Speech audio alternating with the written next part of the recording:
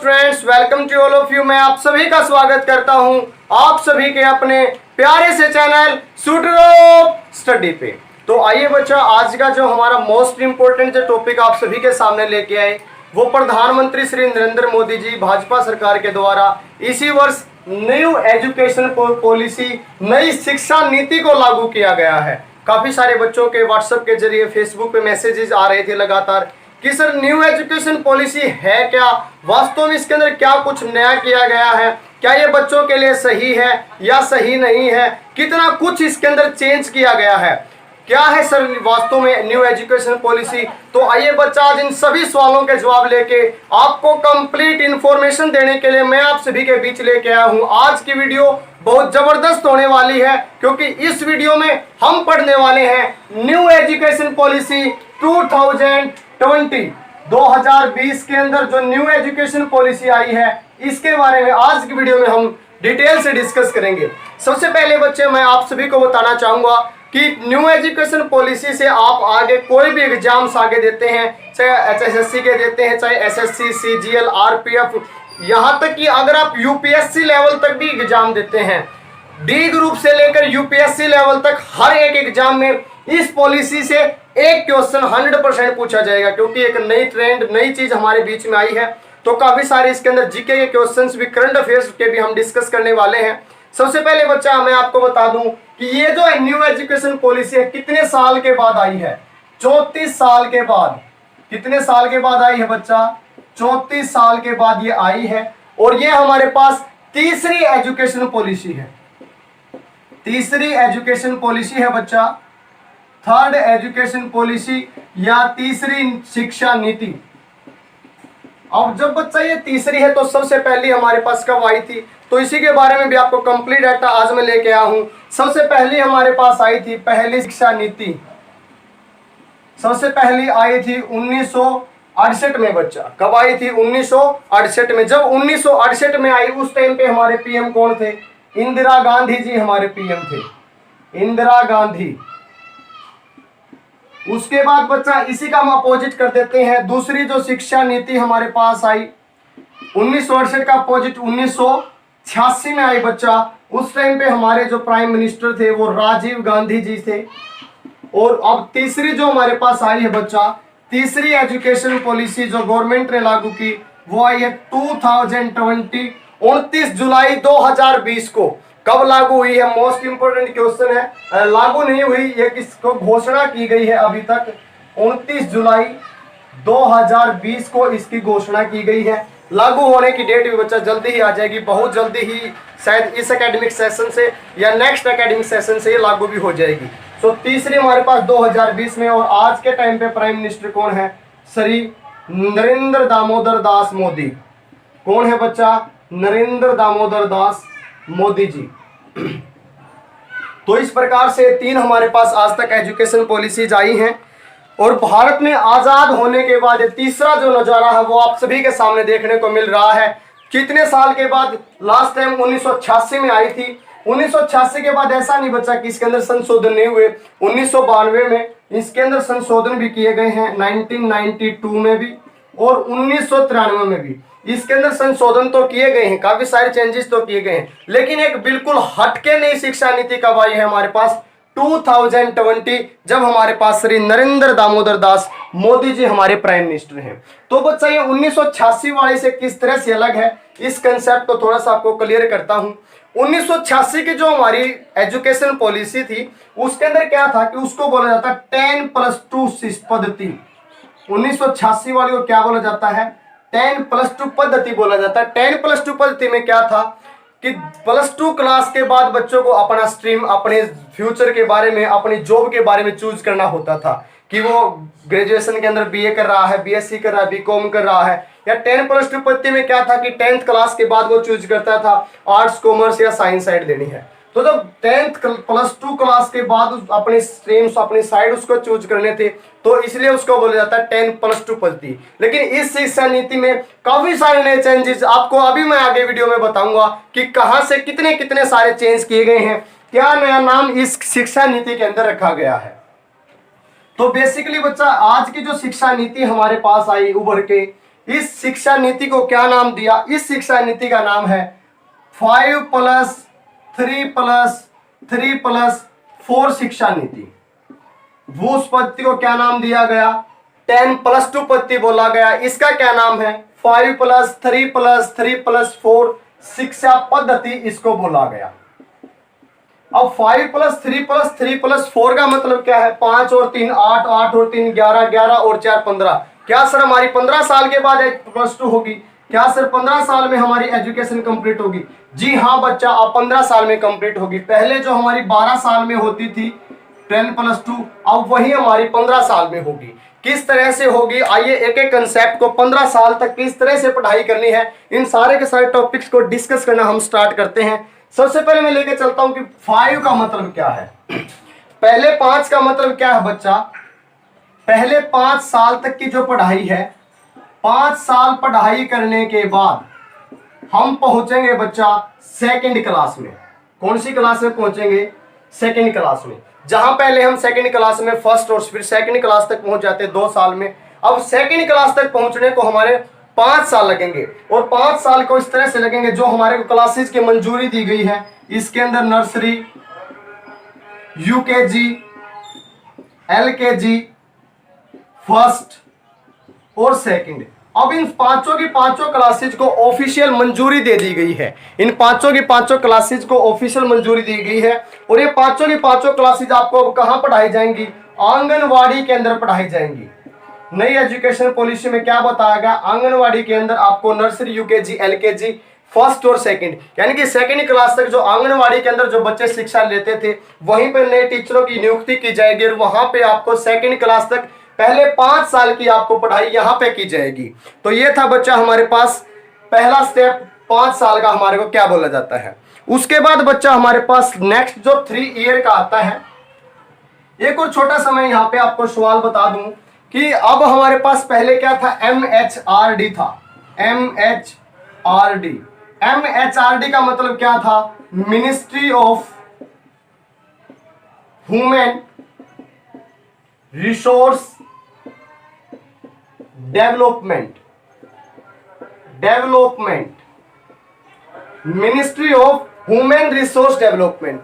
इसके अंदर क्या था कि कई सारे जो शिक्षाविद थे इसके ऊपर लगातार अपनी आवाज उठा रहे थे कि ह्यूमन जो बॉडी है वो शिक्षा लेने के लिए होती है, वो कोई रिसोर्स या रिसर्च करने के लिए नहीं होती।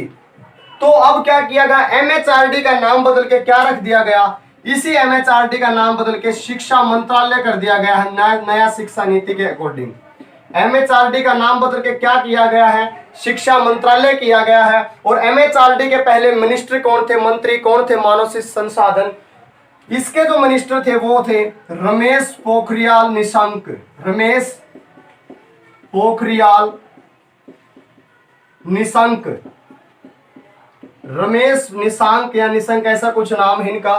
तो MHRD को अब नया एक डिपार्टमेंट शिक्षा मंत्रालय दिया गया है और जिसके शिक्षा मंत्री कौन बनाए गए हैं? वो बनाए गए रमेश पोखरियाल निशंक। तो अब यहाँ पे क्वेश्चन आता है, क्या भारत के सबसे पहले शिक्षा मंत्री यही थे? क्या भारत के सबसे पहले शिक्षा मंत्री के नाम से इन्हें जाना जाएगा? तो नहीं बच्चा। अगर यहाँ पे एक और क्वेश्चन मैं आपको डिस्कस करूं तो भारत के पहले शिक्षा मंत्री कौन थे? आप सभी ने पढ़ा भी होगा। पहले शिक्षा मंत्री वो थे बच्चा हमारे पास अबुल कलाम आजाद। क्या नाम था बच्चा उनका? अबुल कलाम आजाद। अबुल कलाम आजाद जो हैं वो हमारे पास भारत के पहले शिक्षा मंत्री थे। तो रमेश पोखरियाल निशंक अब हमारे पास उनके बाद शिक्षा मंत्री बने हैं। और ये ऐसा नहीं कि बच्चा पहले शिक्षा मंत्रालय नहीं था, इससे पहले भी था, लेकिन 1986 में जब राजीव गांधी जी की सरकार थी तो 1986 में जब हमारे पास सेकेंड एजुकेशन पॉलिसी आई तो शिक्षा मंत्रालय का ही नाम बदल के राजीव गांधी जी ने रखा था MHRD। 1986 से पहले 1986 से पहले भी इसका नाम शिक्षा मंत्रालय था, लेकिन 1986 के बाद इसके अंदर चेंज करके इसका नाम MHRD रखा गया। और अब 2020 के अंदर फिर से इसका नाम रख दिया गया शिक्षा मंत्रालय। और इसके शिक्षा मंत्री कौन बनाए गए हैं बच्चा? ये हमारे पास बनाए गए हैं रमेश पोखरियाल निशंक जी। रमेश पोखरियाल निशंक जी जो हैं वो हमारे पास शिक्षा मंत्री बनाए गए हैं। उसके बाद बच्चा हमारे पास आता है, पहले 5 साल में हम आंगनवाड़ी के अंदर पढ़ के सेकंड क्लास तक पहुंचते हैं। उसके बाद जब नेक्स्ट हमारे पास जो थर्ड आता है, इस थर्ड का मतलब क्या है, यानी कि अब हम आगे 3 क्लासेज और पढ़ेंगे, लेकिन अब सिस्टम हमारे पास चेंज हो जाएगा। अब सिस्टम काफी कुछ चेंज होने वाला है। अब 3 का मतलब क्या पढ़ेंगे, 6th 7th और 8th क्लास, यहां तक हम पहुंचेंगे। लेकिन जैसे ही बच्चा हम 6th क्लास के अंदर एंट्री करते हैं, कल एक और बात यहां पे मैं थोड़ी सी बताना भूल गया, क्लास 5th तक आप अपनी जो एजुकेशन है वो अपनी मातृभाषा के अंदर प्राप्त करेंगे। मान लो आपकी मातृभाषा राजस्थानी है, तो आप अपनी एजुकेशन को अपनी मातृभाषा राजस्थानी के अंदर भी आप अपनी एजुकेशन को ले सकते हैं। लेकिन जैसे ही आप 6th क्लास के अंदर होते हैं, तो ऐसा नहीं है कि केवल आप अपनी मातृभाषा ही पढ़ेंगे, उसके साथ साथ हिंदी, अंग्रेजी और भी, लेकिन बाकी जो सब्जेक्ट्स हैं हिंदी और इंग्लिश को छोड़ के उन सारे के सारे सब्जेक्ट्स को आप अपनी मातृभाषा के अंदर पढ़ेंगे। उसके बाद जैसे ही बच्चा आप 6th क्लास के अंदर जाते हैं, 6th क्लास में एंट्री करते ही आपके स्टार्ट हो जाते हैं इसी के साथ साथ skill courses, vocational courses, skill और वोकेशनल जो कोर्सेज हैं ये बच्चा आपके शुरू हो जाते हैं, जिसमें आपको नई नई स्किल के माध्यम से, यानी कि 6ठी क्लास में जब आप एंट्री करते हैं, तो इसके साथ साथ बहुत ही अच्छा कदम आप सभी विद्यार्थियों के लिए कि जब आप 6ठी क्लास में एंट्री करते हैं, आपको विदेशी भाषाएं सिखाई जाएंगी, नई नई टेक्निक्स सिखाई जाएंगी। और इसी के साथ साथ जैसे 10th या +2 क्लास के बाद बच्चे ITI करते थे, उसमें इलेक्ट्रिकल, प्लम्बर, फिटर, इस तरह की चीजें उनको सिखाई जाती थी। अब वो सारी की सारी चीजें आपको 6ठी क्लास से ही, यानी कि जब आप 8th क्लास में या 12th क्लास तक चले जाओगे, उसके बाद आप +2 क्लास तो करोगे ही, लेकिन उसके साथ साथ आपके पास एक स्किल भी होगी। हो सकता है कि आप में से कोई इलेक्ट्रिकल का काम जानता हो सकता है कि कोई आप में से प्लम्बर का काम जानता हो सकता है कि आप में से कोई कंप्यूटर का इंजीनियर बन चुका होगा, हो सकता है कि आप में से कोई कंप्यूटर का, हार्डवेयर का, सॉफ्टवेयर का उसको पूरा नॉलेज हो चुका होगा। यानी कि 6th क्लास में जाते ही नई एजुकेशन पॉलिसी के अकॉर्डिंग आपको एक अन्य स्किल कोर्सेज, कोई वोकेशनल कोर्सेज, ये सारी की सारी जो स्किल है, जैसे जापान के अंदर पहले सिस्टम था, उसी के बेस पे बच्चा ये सारी की सारी चीजें अब लागू कर दी गई है। तो 5 का मतलब आंगनवाड़ी तक, 3 का मतलब 8th क्लास तक अब आपकी एजुकेशन कंप्लीट हो चुकी है। उसके बाद बच्चा जब आप आगे जाते हैं, आगे जाने के बाद फिर क्या होगा बच्चा, पहले 5 में 2nd तक, फिर यहां तक हम जाएंगे 5th क्लास तक, और फिर अब यहां तक हम पहुंच गए 8th क्लास तक। 4 साल हमारे पास बच गए। अब न्यू एजुकेशन पॉलिसी में सबसे बड़ा जो चेंज किया गया है, वो सबसे बड़ा चेंज क्या है कि जैसे अब 8th क्लास के बाद आप पहुंचते हैं 9th क्लास में, यहां आपको चूज करना होता है अपने सब्जेक्ट्स को। जैसे पहले आप +1 क्लास में जाने के बाद अपने सब्जेक्ट्स चूज करते थे, आर्ट्स लेनी है, कॉमर्स लेनी है या साइंस लेनी है, फिजिक्स पढ़नी है, केमिस्ट्री पढ़नी है, ज्योग्राफी पढ़नी है, मैथ्स पढ़ना है, इको पढ़ना, जितने भी सारे सब्जेक्ट्स पढ़ने हैं। यानी कि अब यहाँ पे आपका सिलेक्शन होगा और वहां पे आप आगे 4 साल तक इन्हीं सारे सब्जेक्ट्स को पढ़ते रहेंगे। अब यहाँ पे बच्चा काफी सारी ढील आप सभी बच्चों के लिए दी गई है। वो क्या दी गई है, आपने मान लो 9th क्लास के अंदर आपको साइंस सही समझ में आई और साइंस का अपने सब्जेक्ट चूज कर लिया बच्चा फिजिक्स से। और फिजिक्स के साथ साथ आपको लगा कि नहीं सर फिजिक्स ठीक है हमारी समझ में, लेकिन सर मेरा इंटरेस्ट तो ज्योग्राफी पढ़ने में भी है, मेरा इंटरेस्ट तो इतिहास पढ़ने में भी है, तो बच्चा फिजिक्स के साथ साथ हिस्ट्री सब्जेक्ट्स को भी पढ़ सकते हैं, फिजिक्स के साथ साथ हिस्ट्री को भी पढ़ सकते हैं। यानी कि जो भी सब्जेक्ट्स का चूज होगा, जो भी सब्जेक्ट्स का सिलेक्शन होगा, वो बच्चों के इंटरेस्ट के बेस पे होगा। यानी कि ऐसा नहीं होगा कि साइंस वाले बच्चे केवल साइंस या मेडिकल या नॉन मेडिकल ही पढ़ेंगे। नई शिक्षा नीति में आपके इंटरेस्ट के अनुसार, आपके रुचि के अनुसार आप कोई भी किसी भी स्ट्रीम का कोई भी सब्जेक्ट आप चूज कर सकते हैं। अब साइंस वाला बच्चा फिजिक्स भी पढ़ सकता है, साइंस वाला बच्चा ज्योग्राफी, हिस्ट्री और आर्ट्स के जितने भी सारे सब्जेक्ट्स हैं उन सारे सब्जेक्ट्स को पढ़ सकता है। यानी कि नई शिक्षा नीति में बच्चों के इंटरेस्ट के अकॉर्डिंग, ताकि बच्चे का सर्वांगीण विकास हो, हर प्रकार से हर प्रकार की एजुकेशन बच्चे को मिले, इस लड़ी में ये कदम सराहनीय कदम उठाए गए हैं, जिसमें आप एक सब्जेक्ट के साथ साथ और भी काफी सारे जो सब्जेक्ट्स हैं वो आप पढ़ सकते हैं। उसके बाद बच्चा जब आप 10th क्लास के अंदर जाते हैं, पहली बात तो नई एजुकेशन पॉलिसी के अंदर 10th क्लास का बोर्ड जो है वो भी खत्म कर दिया गया है। 10th क्लास का जो बोर्ड जो सिस्टम है वो भी हटा दिया गया है। फिर भी एक छोटा सा और चेंज किया गया है। जब आप 10th क्लास के अंदर जाते हैं, बोर्ड की आपकी क्लास है 10th या 12th क्लास के अंदर आप जाते हैं, तो आप अपने को 3 प्रकार से आपकी मार्किंग होगी। 3 प्रकार से आपको नंबर दिए जाएंगे, 3 प्रकार से आपको नंबर मिलेंगे। पहले नंबर पे आपको मिलेंगे आपकी एजुकेशन के बेस पे।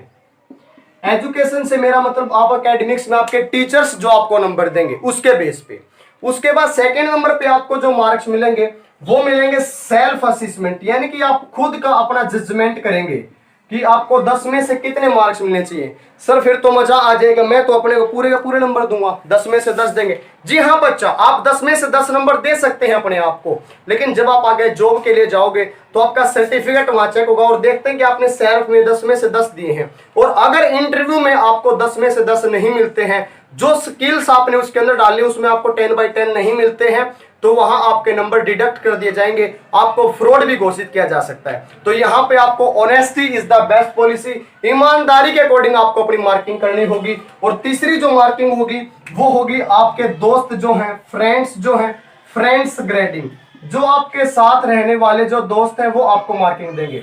यानी कि पहले क्या होता था कि जो टॉपर जो बच्चा होता था उसका कोई दोस्त नहीं होता था, टॉपर से सब जेलियस रहते थे, अपने आसपास वाले बच्चों से सब जेलियस रहते थे, अच्छी प्रकार से घुल मिल नहीं पाते थे, एक दूसरे के प्रति जलन की भावना रहती थी उनके अंदर। लेकिन अब नई एजुकेशन पॉलिसी में क्या होगा, आपके नंबर आपके फ्रेंड्स भी देंगे। आपके फ्रेंड्स आपके नेचर के बारे में जानते हैं, आपके फ्रेंड्स आपके हर बिहेवियर के बारे में जानते हैं। तो इन तीनों के बेस पे फिर उनका टोटल एक एवरेज निकाल के फिर आपको मार्किंग करके नंबर दिए जाएंगे। यानी कि 10th क्लास में 3 प्रकार से आपके नंबर होंगे, आपकी एजुकेशन के बेस पे, आपकी सेल्फ असेसमेंट के बेस पे, और आपके फ्रेंड्स जितने भी सारे आपको ग्रेडिंग देंगे, आपके उन फ्रेंड्स की ग्रेडिंग के बेस पे आपका पूरा मूल्यांकन किया जाएगा।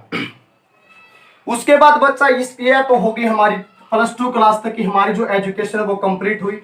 अब उसके बाद बच्चा जैसे ही हम +2 क्लास में जाते हैं, यानी कि what after 12th class, what after 12th class, 12वीं कक्षा के बाद अब क्या होगा। बच्चा लास्ट तक हमारी वीडियो के साथ जुड़े, काफी सारी नई जानकारियां, नई चीजें आपको सिखाने को मैं आज सभी के बीच में आया हूं। तो 12th के बाद जब आप ग्रेजुएशन के लिए जाते हैं तो आपके पास 2 ऑप्शन यहाँ पे होंगे। ग्रेजुएशन अगर आप करते हैं, पहला होगा 3 ईयर की ग्रेजुएशन, 3 इयर्स ग्रेजुएशन, और दूसरी ग्रेजुएशन आपके पास होगी 4 साल की ग्रेजुएशन, 4 इयर्स ग्रेजुएशन। आप कोई भी चूज कर सकते हैं। सर क्या डिफरेंस है 3 साल और 4 साल वाली में? अगर बच्चा आप 3 साल वाली ग्रेजुएशन करते हैं तो अगर आप नौकरी करना चाहते हैं आगे, आप केवल जॉब के पर्पज के लिए पढ़ रहे हैं ग्रेजुएशन, तो आपको केवल 3 साल की ग्रेजुएशन होगी। अगर आप जॉब के पर्पज से पढ़ रहे हैं तो ग्रेजुएशन आपकी कितने साल की होगी? केवल 3 साल की होगी। लेकिन अगर आप आगे रिसर्च करना चाहते हैं, किस फील्ड में जाना चाहते हैं? रिसर्च में, आगे आप किसी चीज के बारे में रिसर्च करना चाहते हैं किसी भी साइड के अंदर, तो ग्रेजुएशन आपकी 4 साल की होगी। उसके बाद फिर आपकी जो एमए जो है, एमए है बच्चा वो 1 साल की होगी। एमफिल जो उसके बाद जो बच्चे करते थे, एमफिल को बच्चा बिल्कुल खत्म कर दिया गया है। एमफिल आपको करने की कोई भी जरूरत नहीं होगी, और एमफिल के बाद फिर सीधे ही आप एडमिशन ले सकते हैं। एमए के बाद पीएचडी में आप डायरेक्ट एडमिशन ले सकते हैं बच्चा। तो किस तरह से चेंज किया, अगर आप नौकरी करना चाहते हैं, आपके में आपकी जो ग्रेजुएशन है वो 3 साल की, उसके बाद आपकी एजुकेशन खत्म। अगर आप रिसर्च करना चाहते हैं, आगे स्टडी करना चाहते हैं, तो 4 साल की आपकी ग्रेजुएशन होगी, उसके बाद 1 साल की एमए होगी, उसके बाद एमफिल जो है वो खत्म कर दी गई है, उसके बाद डायरेक्ट जो है बच्चा वो आपका जो एडमिशन है वो पीएचडी के अंदर हो जाएगा। अब यहाँ पे बच्चा डाउट्स जो बच्चों का निकल के आया कि सर बीएड कॉलेजेस का क्या होगा। तो बच्चा अगर आप बीएड यानी कि मास्टरी करना चाहते हैं, बीएड की आपको डिप्लोमा की जरूरत है, तो ये जो 4 साल है, इन 4 साल में ही आपको टीचिंग स्किल भी साथ के साथ सिखाई जाएंगी। यानी कि 4 साल की ग्रेजुएशन में आपके पास ग्रेजुएशन का भी और बीएड का भी दोनों का डिप्लोमा आपके पास होगा। वो आपके टेक्निक्स आपके पढ़ने के इंटरेस्ट के बेस पे, यानी कि हर प्रकार से बच्चे का सर्वांगीण विकास करने का इसके अंदर यह प्रयत्न किया गया है नई शिक्षा नीति के अनुसार। और उसके बाद बच्चा एक और जो डाउट जो बच्चों का था कि 12th के बाद जो बच्चे अब आईआईटी में जाना चाहते हैं या मेडिकल लाइंस में जाना चाहते हैं, अब उन बच्चों के लिए क्या होगा जो 12th या आईआईटी के लिए जाते थे। तो बच्चा केवल मेडिकल और लॉ को छोड़ के, मैं क्या बोल रहा हूं, मेडिकल और लॉ को छोड़ के बाकी जितने भी सारे बच्चे हैं उन सभी का 12th के बाद एनटीए नेशनल टेस्टिंग एजेंसी के द्वारा एक कॉमन टेस्ट लिया जाएगा। एनटीए नेशनल टेस्टिंग एजेंसी के द्वारा एक कॉमन टेस्ट लिया जाएगा। उस कॉमन टेस्ट के बेस पे वो चाहे तो बीए ग्रेजुएशन करें, चाहे तो आईआईटी, यानी कि वो किसी भी फील्ड में जा सकते हैं। लेकिन जितने भी सारे बच्चे हैं मेडिकल और लॉ, इन बच्चों के लिए तो अलग से टेस्ट होगा। मेडिकल और लॉ वालों के लिए अलग से टेस्ट लेंगे, वो उनकी according to their choice, according to their interest. और बाकी जितने भी सारे बच्चे रह गए उन सभी के लिए अब एक ही टेस्ट ऑर्गेनाइज होगा जो एनटीए लेगी। और एनटीए के टेस्ट के स्कोरिंग के बेस पे उनका बीए, बीएससी, बीकॉम, बीटेक किसी भी जगह पे अब बच्चों का एडमिशन होगा। ये बच्चा काफी सारे नए नए जो चेंजेस हैं वो बच्चा किए हैं। और इसके बाद बच्चा एक बहुत ही जबरदस्त खुशखबरी आप सभी बच्चों के लिए, बहुत ही बढ़िया खुशखबरी, यानी कि जब आप ग्रेजुएशन के अंदर हो जाते हैं, जुड़े रहे बच्चा, बिल्कुल जबरदस्त ये चीज मैं आपको बताने वाला हूं। जब आप ग्रेजुएशन के अंदर चले जाते हैं तो बहुत जबरदस्त चीज क्या की है। ग्रेजुएशन में जैसे आपने एंट्री की, यहां पे आपको मल्टीपल एंट्री और मल्टीपल एग्जिट्स आपको दे दिए गए हैं। मल्टीपल एंट्री और मल्टीपल एग्जिट्स जो है वो आपको प्रोवाइड किए गए हैं। मान लो आपने क्या किया, फर्स्ट ईयर के अंदर आपने एडमिशन लिया। एडमिशन लेने के बाद क्या हुआ, आपकी कुछ ना कुछ ऐसी फाइनेंशियल कंडीशंस आ गई, आपको एजुकेशन छोड़ के जॉब करना पड़ गया। आपने जब यहां से ड्रॉप अप आप करोगे तो यहाँ पे आपको एक सर्टिफिकेट मिलेगा या डिप्लोमा मिलेगा जिसमें आपका लिखा होगा कि हाँ इसने 1 साल की जो ग्रेजुएशन है वो कर चुका है। उसके बाद मान लो 2 साल के बाद आप फिर से सेकेंड ईयर में एडमिशन लेना चाहते हैं तो डायरेक्ट बच्चा आपका अब एडमिशन सेकेंड ईयर में होगा। दोबारा से आपको फर्स्ट ईयर करने की जरूरत नहीं होगी क्योंकि आपके पास सर्टिफिकेट है। मान लो फिर आप 1 साल के लिए सेकेंड ईयर करते हैं और आपके पास सर्टिफिकेट जो है वो इश्यू हो जाता है सेकेंड ईयर का। उसके बाद मान लो अगर आप थर्ड ईयर भी करते हैं तो 2 साल के बाद फिर आप थर्ड ईयर कर सकते हैं। यानी कि कितने ही बार आप छोड़ो, कितने ही बार आप एंट्री करो और 3 साल के बाद आपको डिग्री मिल जाती है। मल्टीपल एंट्री और मल्टीपल एग्जिट्स जो है वो आप सभी के लिए बनाए गए हैं। अब यहाँ पे बच्चा फिर डाउट्स आता है कि सर जो मार्किंग होगी, जो हमारे को नंबर्स, जो ग्रेडिंग्स दिए जाएंगे वो किस बेस पे दिए जाएंगे। तो बच्चा जहां जो आपका ये सर्टिफिकेट है इसके मार्किंग, इसके इन दोनों तीनों के जो मार्क्स हैं वो आपके पास एक जगह सुरक्षित रखे जाएंगे और वहां से आपका पूरी की पूरी डिटेल निकाल के फिर आपकी जो डिग्री है वो इशू कराई जाएगी। तो बहुत अच्छा है स्टेप गवर्नमेंट का, जिसमें आपके मल्टीपल एंट्रीज और मल्टीपल जो एग्जिट्स है वो बनाए गए। यानी आप जॉब भी करें, आप एजुकेशन भी लें, जब चाहे एजुकेशन करें, जब आपका दिल करे, आपके इंटरेस्ट के अकॉर्डिंग आपकी एजुकेशन बना दी गई है। अगर आप +2 तक देखते हैं, जो मर्जी सब्जेक्ट चूज करें, +2 के बाद भी चाहे पढ़े, चाहे जॉब करें, फिर जॉब करें, फिर पढ़े, फिर जॉब करें, जो आपका मन हो बच्चा वो आप कर सकते हैं। यानी कि इसका सभी का उद्देश्य क्या है, बच्चे का सर्वांगीण विकास हो, हर प्रकार से स्टूडेंट का विकास करने के, डेवलपमेंट करने के लिए ये जो नई पॉलिसी है ये बनाई गई है। और इसी के साथ बच्चा ऐसा नहीं है कि ये जो एजुकेशन पॉलिसी के 1-2 दिन में ही रमेश पोखरियाल निशंक जी बैठे और रात को सपना आया और उन्होंने ऐसी कोई पॉलिसी बना दी, ऐसा नहीं है बच्चा। लगभग बच्चा 2 लाख लोगों की सलाह इसके ऊपर ली गई, 2 लाख लोगों की सलाह, जिसमें बड़े बड़े शिक्षाविद, प्रोफेसर्स, अलग अलग जो शिक्षा से जुड़े हुए जो रिसर्चर्स हैं उन सभी की सलाह के बेस पे और लगभग 4 साल तक उन सभी की सलाह विमर्श हुआ।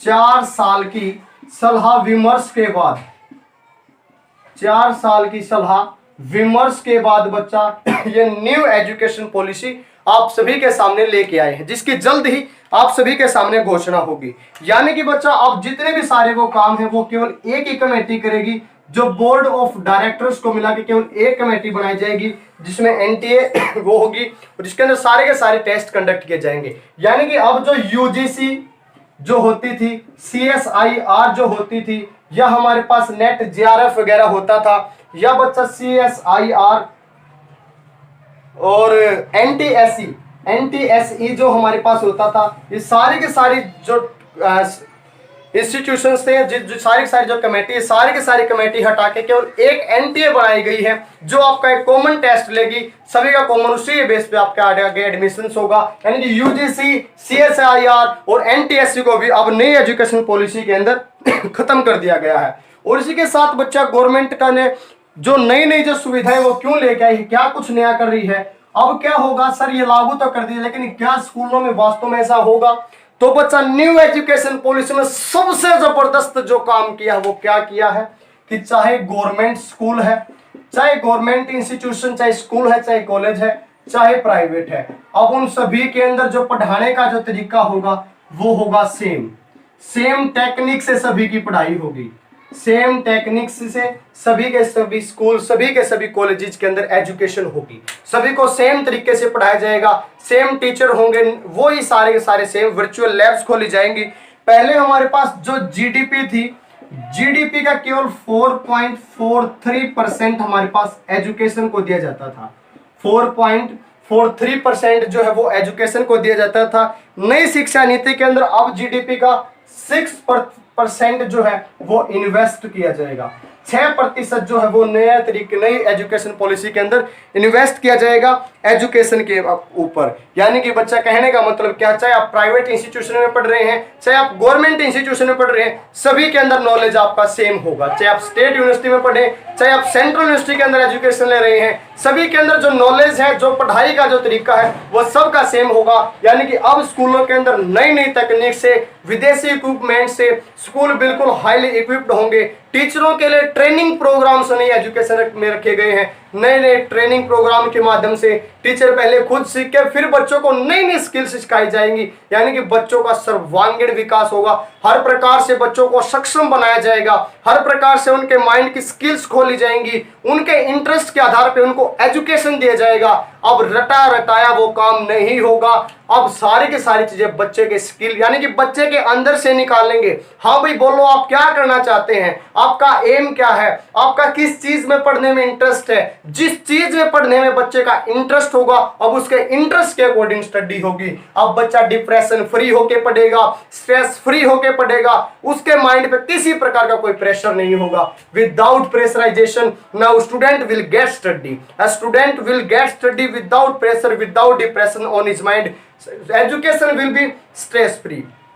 वर्चुअल लैब और नई टेक्निक्स के माध्यम से बच्चा अब ये एजुकेशन दी जाएगी। तो इसी के साथ बच्चा पूरी की पूरी एजुकेशन पॉलिसी को आप सभी के सामने एक नए तरीके से अपने अंदाज में, देसी तरीके से आपको समझाने का प्रयास किया, ताकि आप सभी तक न्यू एजुकेशन पॉलिसी के बारे में फिर मैं यही बोलूंगा, जो भी आगे एग्जाम होगा एक क्वेश्चन उसके अंदर 100% इसके अंदर से पूछा जाएगा, क्योंकि एक नई चीज आप सभी के सामने उभर कर आई है। तो बच्चा लास्ट में मैंने काफी सारी मेहनत के बाद ये वीडियो तैयार की है, और अगर आपको मेरी वीडियो अच्छी लगती है तो प्लीज मेरी वीडियो को लाइक करें, कमेंट करें, अपने दोस्तों के साथ, रिश्तेदारों के साथ जरूर शेयर करें, क्योंकि ये ऐसी वीडियो जो लाइफ में आगे बहुत ही काम आने वाली है। जो चीजें आपको आगे फेस करनी ही पड़ेंगी, तो क्यों ना आज ही इसी वीडियो के माध्यम से उन सारी चीजों को क्लियर कर लिया जाए, क्योंकि न्यू एजुकेशन पॉलिसी तो आगे लागू होने ही वाली है। तो क्यों ना आज ही उन सारी चीजों को समझ लिया जाए। तो इन सारी चीजों के लिए एक ही वीडियो में मैं लेके आया था कंप्लीट एजुकेशन पॉलिसी आप सभी तक। उम्मीद करता हूं, आशा करता हूं पूरी की पूरी वीडियो में पूरी एजुकेशन पॉलिसी को समझाने में मैं कामयाब रहा। अगर फिर भी आपका कोई डाउट है आप मेरे कमेंट सेक्शन के अंदर डाल सकते हैं। और अगर आपको वीडियो पसंद आई है, अगर आपको वीडियो अच्छी लगी है, तो प्लीज वीडियो को लाइक करें, अपने दोस्तों के साथ, रिश्तेदारों के साथ, व्हाट्सएप ग्रुप्स में, फेसबुक पे, जहां भी आप कर सकते हैं वहां पे इसको शेयर करें। और मेरे चैनल को सूटर ऑफ स्टडी को सब्सक्राइब करना ना भूलें, क्योंकि ये आपका अपना सभी का प्यारा सा चैनल है सूटर ऑफ स्टडी।